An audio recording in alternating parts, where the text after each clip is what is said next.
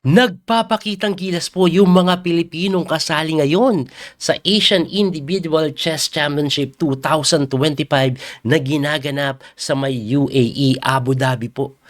Grabe po ang performance ng mga Pinoy pagkatapos ng round number 1. Yan po ibang sisilipin natin laro. Pero bago yon, tingnan nyo muna kung gaano kabigat yung lineup. Ayan po, oh.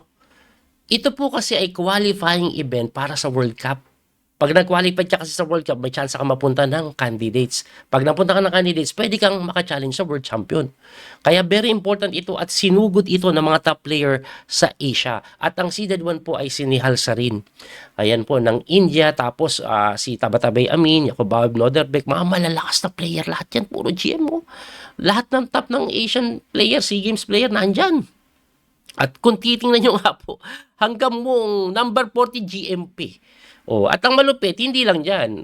May mga IM na sumingit, pero may mga GM pa rin hanggang dulo. At eto nga, oh, ang ating pong pambato na si Daniel Quezon pang number 64 lang.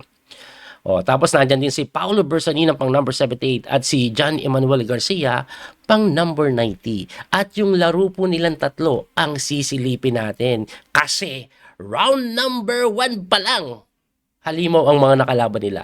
Unahin na po natin, walang iba kundi si International Paulo Bersamina dahil seeded 1 po agad ang kalaban niya na si Grandmaster Nihal Sarin. Ano nangyari? Grabe ka-exciting. Tingnan nyo po, puti po dito, si Paulo tinira niya po D4 eh. Sinagot po niya Knight F6, Knight F3, D5. Pagka D5, nag-E3 lang ang kunat ng approach, no? Calling system ang tawag yan usually, tas gumaganito eh. Ayan naman, common, no? Anyway, pagkatira po ng E3, sinagot ng C5, aggressive. So, natranspose sa Queen's Pawn game na cross variation, Bishop D3, tumira po ng Knight C6, nag-casing lang, nag-Bishop G4, nag-C3 lang, parang lone doon, pero nakatago yung Bishop, no? At pagkatira po ng C3, nag-E6 lang, lahat po ito linya pa rin, no? Medyo mabilis po si Paulo. Si Nihal Sarin, nag-iisip ng konti eh. Anyway, nag-develop lang po si Paulo dito. Nag-Bishop D6 develop, kinapture po. Ayan, para matempo yan. Pagka-takes, tapos E5 lang or E4. Binuksan po yung pawn na yan para makalabas yung Bishop later on. So dito po, Queen C7 ang tinira na kung saan novelty na ng laro. Ibalik ko lang, no, ang nangyari kasi before nag-castling lang. Meron din nag-takes at meron din nag-D4. Pero yung Queen C7, first time po yan tinira sa torneo. At pagka Queen C7, kinapture lang po yan ni Paulo. Kinapture din ng kabayo. Knight, inatake yung Bishop, umatras, and then H3, sinipa yung Bishop, umatras sa F5, and then Knight G3 talagang hinahamon. At napilitan na po kumapture po yan, takes, and then nag-Queen side castling. Aba, gusto po ng agresibong labanan, sabayan ng atakihan. Ano? Kasi ang plano siguro niyang bubomba dito. Si Paulo naman mamaya pwedeng bumomba dito. Yan po yung mga pwedeng mangyari. So, ang ginawa po ni Paulo, umiwas muna sa mga posibleng discovery attack. Ayan, no? Kaya gumalaw yung Reyna, pumunta ng E2, Knight F5 naman, nakinapture na. Pagka takes lang, ang gusto ni Paulo dito, no, palit-palit lang. Ang aking naiisip, okay lang siya sa equal. Kasi alam niya, magpipilito si Nihal Sarin eh. Anyway, tumira po ng Rook D1, ayan na nga, oh. O, nag-H5, umaatake, pero pinalit lang eh. Bishop takes, and then Rook D1 ulit. Bishop C7, may mga idea later on, baka pwede doon pag nawala yung kabayo dito. Pero sinagot lang po yan ng Knight to E4. Pagka Knight E4, tumulak ng pawn, Knight to C5. At ang Knight C5, ang aking pong palagay, ito ata threat niyan. Gaganon. Pero ang tinira, Rook D8, ayun, para hindi makagalaw Reyna. Kailangan depensahan yung tore. Anyway, kinapture po yan. And then pagka Bishop takes, tumira ng Queen lang sa D1. Ang threat, mati. Kaya napadepensa. Pagka-depensa, nag-B4 lang. Pagka B4, Bishop lang po sa may E7. Inatake yung kabayo kaya tumalon pa atras. At pagka-atras, Bishop, inatake naman po yung C3 pawn na dinipensahan ng Reyna. Umatras yung kabayo, binuksan yung Reyna para makain yan. Pero hinarangan ng Knight C5 and then nag-Knight sa D5. Pinipressure talaga. Hinarangan naman ng kabayo. And then Bishop E7 na kung saan medyo mali na daw po. Ibalik ko lang ng konti. Gusto natin makita kung anong best move. Lamang daw po kasi dito ang itim kung mag-quick win F4 siya. Ayun. Kasi mapipilitan mag-endgame. At sa endgame na ganyan, lamang daw po ang itim. Pag hindi kasi kinapture yan, may text po dito, may capture doon. Oh. Ganun mangyayari. Pero, for some reason, ayaw ng endgame ni Halsarin, siya po ay nag-bishop e7 lang. Siguro ang iniisip niya, pag gumalaw to, may kain siya doon. Diba? Baka pwedeng ganun yung plano. Pero, eto pong si Paulo, knight b5 ang ginawa eh. Hindi gumalaw. Inatake lang yung reyna niya. Napapunta ng queen b6 yan. Very important move. Umiwas na, may depensa pa dito. Pero tinirahan lang ng c4 ni Paulo. Grabe yung C4. If the knight moves away, like kumapture ka dito, check. Ayun ang pinakaplano, sir, no? Kaya ang ginawa niyan, nag-knight doon sa may F6 para depensahan. Pero, double question mark. Grabe. Bakit mali? Lamang na daw dito si Paulo. Ang kailangan niya lang gawin, knight E4 na hindi nakita ni Paulo. Lamang na daw po. Ang ganda kasi atakado to, makakapture to. Eh pag umatas ka para depensa na ganyan, napakaganda na Queen F4. Oh, gustong matihin mga sir at hindi madepensahan eh. Hirap depensahan. Wari dumepensa ka nito, siguro kahit knight C5 eh. Ayan no, grabe na oh. Oh, tsakit-tsakit na niyan. Kaya nga po, lamang daw si Paulo, yun nga lang hindi niya nakita yun. Ang tinira niya po ay A4. Nagpasolid lang. Ang tanong kasi dito, bakit mali yan? Mali pala yan kasi may A6 na hindi nakita ni Paulo. Ang A6 kasi talaga, ang threat ni Paulo, mag-A5 siya eh. Kaso, pwede na mag-Queen D8 and according sa engine, yung kanina na po na idea na ganito, hindi nagagana kasi bagsak agad eh. Mapipilitan ka, i-endgame mo, kaso wala na pagka-king-tix eh. Mukhang libre yung pawn, no? Pero pagka-king move mo, ayan, gagalaw na to, saan pupunta? Saan pupunta? Dito siguro. Eh, kaso pagkatira po ng king C7, kulong yung kabayo. Yun ang problema. Kaya nga po, balik natin doon, no? Mali ito dahil sa A6. Kaso hindi nakita yung A6. Ang ginawa, bishop takes C5 na mali. Ang tanong, bakit mali yan? Eh, kain yung pawn na. Oh, mali pala yan kasi may mga tirang ganito eh, Queen F4 na ginawa po ni Paulo. Hitting the pawn, defending the pawn, may threat dito pag nalingat ka, may knight D6 din, capture yung pawn. Yun no? Kaya ang ginawa dyan, nag-king D7. Pagka king D7, pumasok yung reyna. So, threaten yung dalawa, hindi madepensahan ng sabay. Ang ginawa, tumakbo na lang king E7. Pagka king E7, kinain yung B7. Nagharang ng kabayo, kinapture lang po yung pawn. At kung titingnan nyo ngayon, one pawn na pa si Paulo. Siyempre, kinain yung pawn. Kaso pagkatira po ng knight check, tumakbo lang. Aba, teka, bakit pinakain yung kabayo? Kasi may tabla. Check po dito, check doon, magkakaroon ng perpetual check. Hindi pwede.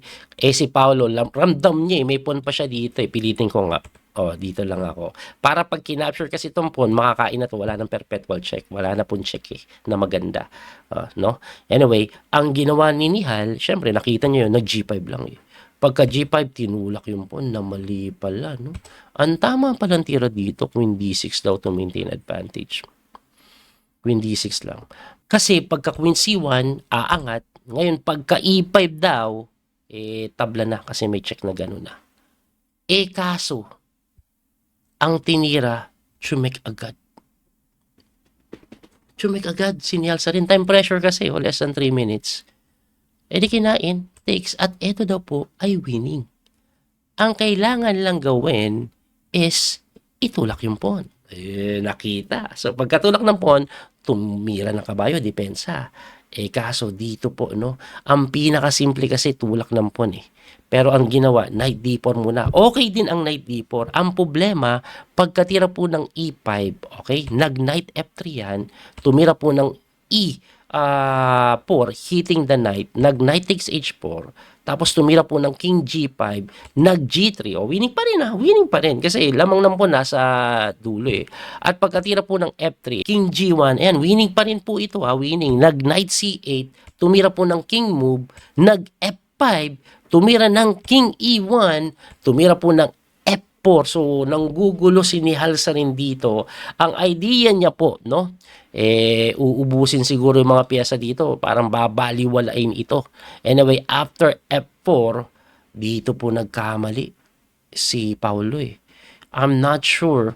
Pero, ito po kasi ay winning na, dadahan-dahanin mo lang. Pakita ko muna kung paano mo ipapanalo to na madali. According po sa engine So, king dito ka lang daw. Yan lang daw gagawin mo. Kasi pagka-capture dito, takes ka lang. Yung knight, hindi naman makagalaw yan tutulakan mo dun So, magkiking move na lang yan, tapos king e3, ayan na. Pag lumapit ka dito, kahit nga daw po kainin mo to Kasi pag tinulak mo, may check, pagkatakbo, bantay. Winning na, di ba? Winning na yon. Kaso, tingnan nyo po yung ginawa ni Paolo, na-excite siya, ang pinili niya pong linya is knight takes f3, na winning pa rin. Yun nga lang, medyo mahirap lang na konting compare sa isa. Kasi pagka knight takes f3, kakainin yan. And then mag-g4 ka. Yan. Usually, winning po ito Dalawang pass pawn dito, yung knight parang wala na, pasado na magbantay, di ba? So, definitely winning na to Kaso pagkatira po ng knight a7, nag-king move, tumira ng knight c6, and then nag-king c3 ulit. So, winning pa rin yan Winning yan. Kasi halos walang magagawa Kaso pagka-king h4, eto yung matindi Very important move na mahirap maintindihan. Ang sinasabi ng engine, dito ka lang. Yan ang pinapatira ng engine Pati king dito. Ang tinira po kasi ni Paulo is king c4 na parang pareho lang. Kaso humihirap pala yan. Kasi pagka king takes, ayan, medyo humihirap na ang best move daw g5 kaso magki-king g2. Ang ginawa, nilapitan yung kabayo which is parang pareho din sa g5 Kasi kung mag-g5 ka dito, ang gagawin po niyan king g2. So tulak ka, king takes f2. Tulak ka ulit, tirahan ka lang ng knight e7. Pag tumulak ka ulit dito, king g1. So pagka-promote mo, eto malupit May tulak at hindi mapigilan yung pag-promote. Yan yung malupit na sitwasyon na drawish pa rin yan. Grabe, no? Balik natin doon. Kaya ang ginawa nga po ni Paulo is hindi niya po itinulak. Ang ginawa niya, linapitan niya. At pagkalapit niya, nag-king g2. Ang malupit, pagka-king g2, kinapture yung kabayo, di ba? Takes, tulak, takbo yung king, promote, tulak, coach, nakakwin na siya. May pawn pa dito. Paano matatabla yan? Equal daw kasi sabi ng engine Abay, tabla po pala talaga yan. Kasi pagka pin, nag-king g2, and then dito po, no, nagkamali pa nga si Paulo, ewan ko kung tama ito, no, tingin ko natabla na yan dito So, dito po, pagka king move, siguro kinapture na yan, takes, and then tabla na. Ganun na. O kaya pinin na yan, and then, tulak. Anyway, may pagka-drawish na po talaga to Ang tinira kasi dito sa board, king d5, which is losing Kasi magkaka-promote Diba? Tapos mas mabilis ang pass po niya. Pero I doubt na nangyari yan. Kasi from here, natabla bigla Natabla after promotion So tingin ko, analysis na lang yan. Baka natapos yan dito pa.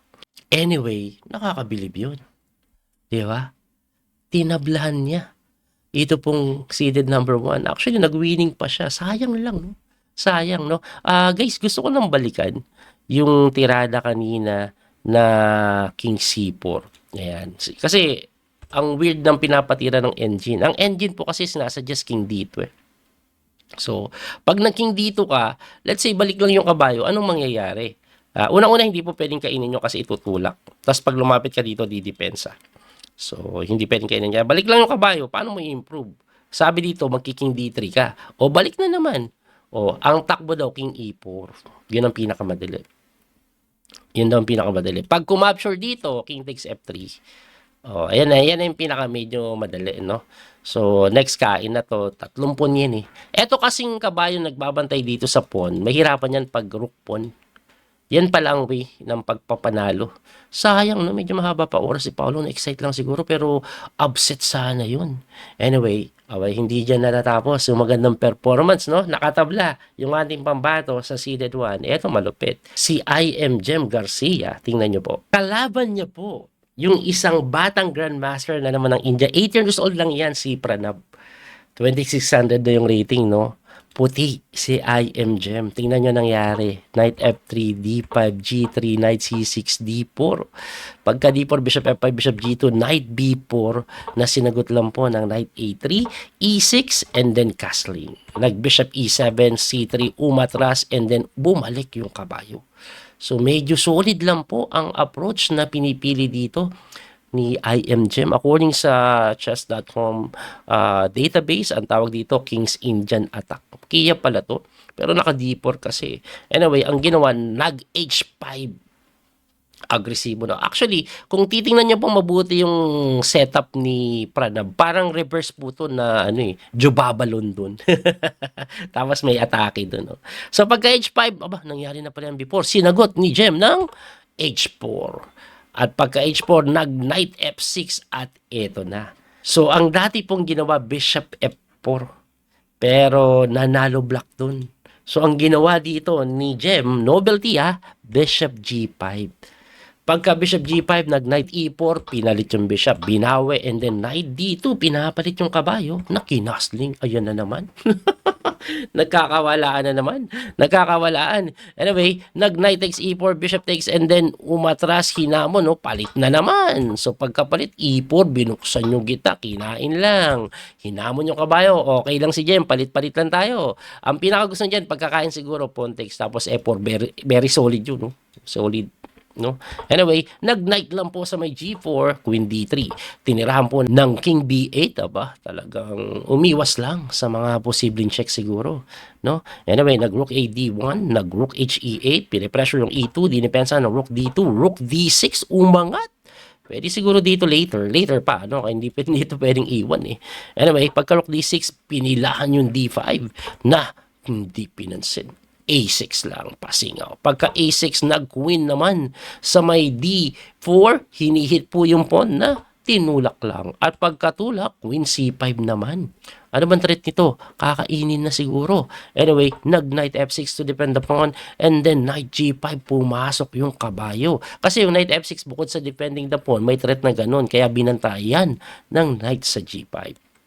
Nag-knight D7 naman yan, tumakbo yung reyna, and then knight B6 lang, B3, para hindi makatalon sa C4 yung kabayo na sinagot ng knight C8. Pagka knight C8, bumalik din yung kabayo ni I.M. Garcia dito, queen D7 lang, queen naman sa may F4, nag-rook lang doon, ina-attack yung reyna, sumok pa.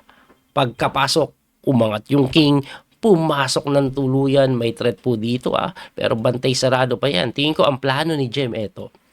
Ayan tututukan na ganun. Nag-queen knight sa B6 at nag-A4. Pagka A4, C5 na sinagot ng C4. Napakagandang tira. So kanina medyo equal ang posisyon, pero unti-unti po kasi nag-aggressive itong si Pranab. Tingnan nyo, sumusugod, pero binarag agad ni I.M. Gem. Ngayon, ang problema kasi ng D5 na hindi solid, pag tinulak mo yan, kala mo malakas, may tirada pong E3 later on. Nakapin ka kasi. Kaya hindi ginawa na itulak Ang ginawa, nag-Queen E7 at mali ang Queen E7. Kaya naman po kasi siya nagkamali, wala na kasi siyang oras. Tingnan nyo po, less than 5 minutes, 10 minutes si Gem. Ang ginawa ni Gem, nag-E3 lang. Again, hindi pa rin po makapture, libre yung tore, hindi mo maitulak, bantay sarado. Kaya ang ginawa, knight D7 na nakakapagtaka. Binigay na lang kasi yung pawn. Kaso hindi pa nga kinain yan ni Gem, no? Sabi, mamaya ko nakainin atakin ko muna yung tore mo. Pagka-atake sa tore, tumira po ng Rook F6. Wow! Pinakain lang yung tore. Anong meron?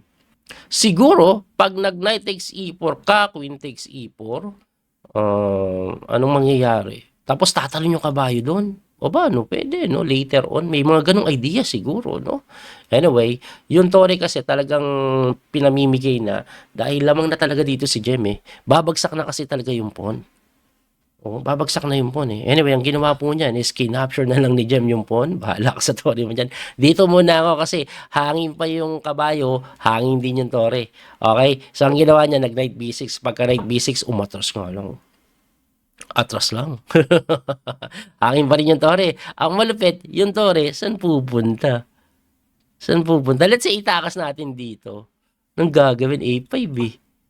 Kasi pag may ganun eh. Sakit eh, bagsak to eh. Oh, walang magawa. Kaya ang ginawa sa'yo na yan. Oh, kuwin na lang ako dito. Aba, may threat pang salbahing threat. Pag kinapture mo yung tore, akala mo kain libre pa tore doon. Hindi. Pagka-takes mo dito, may capture check. Ayun. Kaya ang ginawa dyan ni Jem, F4, wag kang magulo. Pagka F4, tumakbo yung Reyna, kining mo ban lang. Ayun. So, anong meron ba't king move? Kasi pagka takes with the check. So, hindi makain ito. Eh, since parang kulong pa to, kulong pa nga. Hindi naman makagalaw, eh, relax lang tayo. So, pagka king move, nag-win sa E5, bumalik. Aba, yung pagkabalik na yan, eh, may threat na naman po na ganito pag kinapture mo. Talaga mangungulit. Kining mo ban ulit ni Jem. So, pagka king move, pumunta doon, papasok po ata sana, pero nakalimutan niya, libre yung tore mo, sir eh. Naparesign. Dahil ibang usapan na yan. Dahil pagka-text mo dito, capture to buo eh. Daming lamang. Yung check dito, wala. Isang check lang yun. Oh. Tapos lalabas na yan mamaya. Makakain ka dito. Oh, labas na. Daming lamang. At dahil doon, walang joke. Panalo si I.M. Jem Garcia kay Grandmaster Pranab. Wow! What a game! At ganun din ang nangyari sa isa pang player natin. Ayan, si GM Kison, panalo po siya. Mababa yung rating na kalaman niya, 2,000 lang. Nanalo po siya. Ayan, mabilis lang natin siguro ipakita. So, King's Indian po, ano? Ayan, yan po nangyari sa kanila, parang Sicilian Dragon, no? na Moroxivine. So,